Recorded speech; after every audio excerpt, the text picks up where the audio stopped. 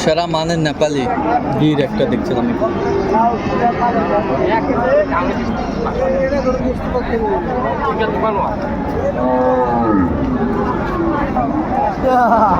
আর এটি দাম করছেন মমিন ভাই। মমিন ভাই আসসালামু আলাইকুম। ওয়ালাইকুম আসসালাম। কেমন আছেন? আছি আলহামদুলিল্লাহ। কি দাম দাম বলছেন? কত বলছেন? 220। কত চাইছে উনি? 310। 310।